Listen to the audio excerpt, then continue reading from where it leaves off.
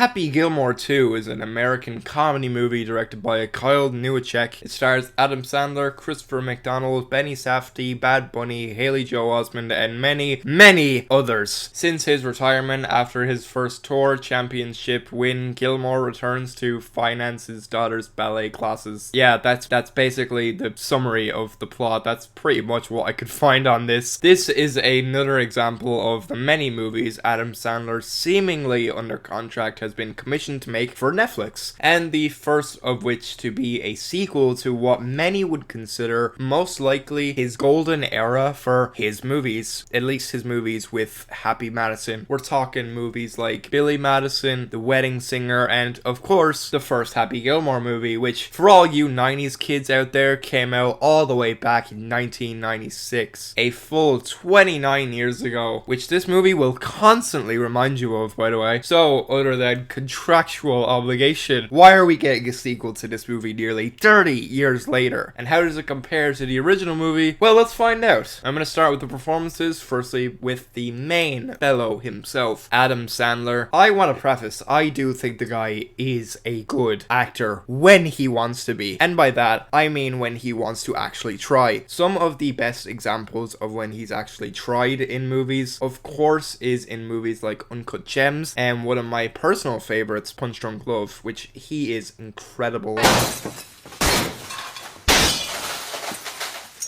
With all that being said, however, it is just sad watching him through this movie, ignoring how he decides to write his character in this, because yes, he is credited as one of the writers. He plays Gilmore as if he's slugging his lines for the entire runtime. His expressions, for the most part, give me nothing. He genuinely looks so fucking bored throughout the runtime, and he's also just miserable during the movie. Remember the original movie where Sandler would give Gilmore these fits of rage, and it was entertaining enough to where it never fully gets annoying? There are only slivers of that here, and you know what? I get it. The guy is what, in his 50s now? Of course he can't be screaming and jumping around the whole time, but it just baffles me as we do get moments of him acting like this. So my question is, why would he do it in segments for only a short little time? At that point, just don't do it at all. I can only really describe it as a sad performance, honestly. Adam, of course, isn't the only Sandler in this movie, as like tradition, he puts his family in this movie, specifically putting a lot of attention on his daughter, Sunny Sandler, who I want to talk about next. I understand this girl is only recently started in movies, like, properly. I personally never saw that one movie where I think she's the main character in it, but I can only hope that she's a lot better there, because holy shit, I'm sorry, she sucks here. It is genuinely a role to rival Sofia Coppola in Godfather 3. Every line Sandler delivers always feels like it was done in one take, and they only ever used a single take, which is added by her equally blank expressions, similar to the ones her dad makes in the movie, funny enough. I never believed her performance for a second. She's definitely one of the standouts by being one of the weakest links here. Christopher McDonald reprises his role he played in the first movie, and I'll give him this. I think he did a good job with the material he was given. For the first half of this thing, he is totally unhinged and pretty over the top at times. For a silly comedy like this, I think it works well for what he's going for here. As the movie progresses, he does calm down a little, but every now and then he still manages to get some over the top moments in there. He was one of the highlights in terms of performances. Benny Safdie plays one of the new characters in this movie, who is also the new villain of the movie. It's another example of an actor who goes over the top when he needs to be. He was admittedly entertaining to watch. As a villain, he wasn't exactly threatening in any regard, because at the end of the day, this is a comedy, so they can't bring actual seriousness into it, but as a comedy villain, he did what he had to. I just found it strange that you give the guy who basically gave your career a bit more leverage a villain role, and you kind of turn him into a complete joke. That was a bit of a weird choice, I'm not gonna lie. Bad Bunny plays Happy's new caddy in this movie. Bad Bunny is mainly a singer, but he has had a few movie roles under his belt, notably from being in Bullet Train. In this movie, I thought the guy was pretty good here. He was funny with the material he was given, and I thought there were even occasions where some line deliveries matched with the expressions on Bunny's face made for an entertaining watch whenever he was on screen. For me, when he was on screen, he stole the show. If I'm honest, that's really all I can say for standalone performances in this, as this movie also has an abundance of cameos.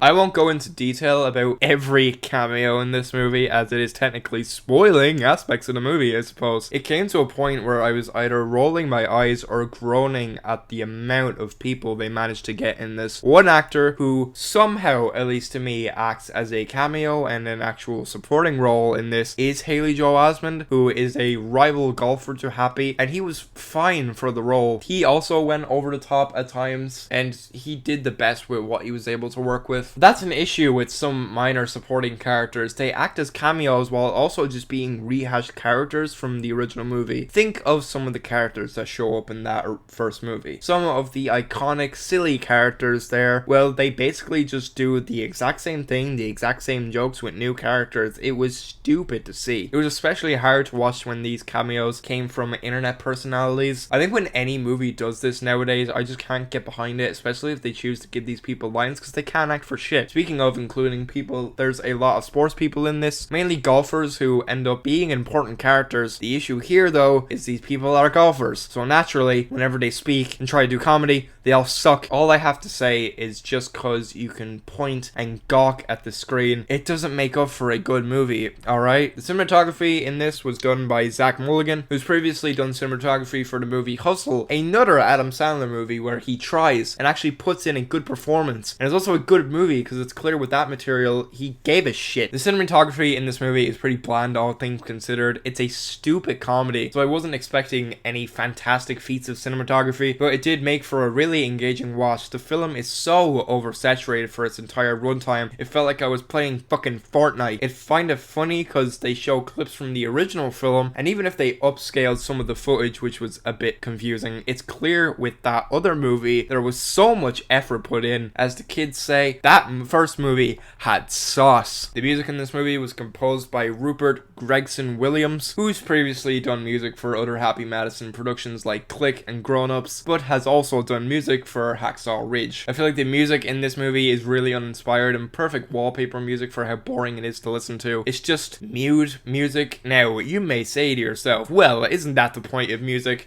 Is to create different moods? Maybe, but what we have here is the most surface level, superficial versions of different moods. Whenever there's a sad scene, the music is mellow. Whenever there's a triumphant scene during the golfing moments, it gets all happy and bombastic. It's just there to try to evoke feelings out of you, and it just did nothing to add to these scenes, honestly. Naturally, with this being a Happy Madison movie, there's a great deal of licensed music, mostly of which was actually decent to hear in the movie, but I swear, man, Adam Sandler must have one playlist where he uses the same fucking songs in all of his movies. While they're good songs, it feels like they never switch up when it comes to these classic rock songs. Moving on to the effects, when they're at least present in the movie, the visual effects was led by two by the names of Marcus Termina and Mayor McIntosh. The latter, in fact, has been a part of teams for visual effects for movies like Captain Marvel and Phantom Thread. I don't know what happened with these guys down the line. To be clear, it's not just two guys doing the effects. That would be absurd. They're like supervisors or whatever. Whenever effects are used in this movie, they are terrible, which is part of the course for a Netflix movie, but it's genuinely baffling. There is moments where this golfing company has their own effects, which I couldn't tell if it was meant to be a piss take, but they are effects which literally look like shitty, free to use effects. There's a moment where Ben Stiller, reprising his role from the first movie, shows up on a golf ball, and it is absolutely horrific to look at. Sure, again, it's the comedy. The visual effects aren't their biggest worry, but fuck me, they couldn't let it cook for longer, so it wasn't hard to watch. Another aspect that no one will be surprised to see is there is an abundance of product placement in this movie. You just can't escape it. It is everywhere. They even try to make fun of it at the start of the movie by saying Happy Gilmore did some ad for whatever fucking company. It was that bad.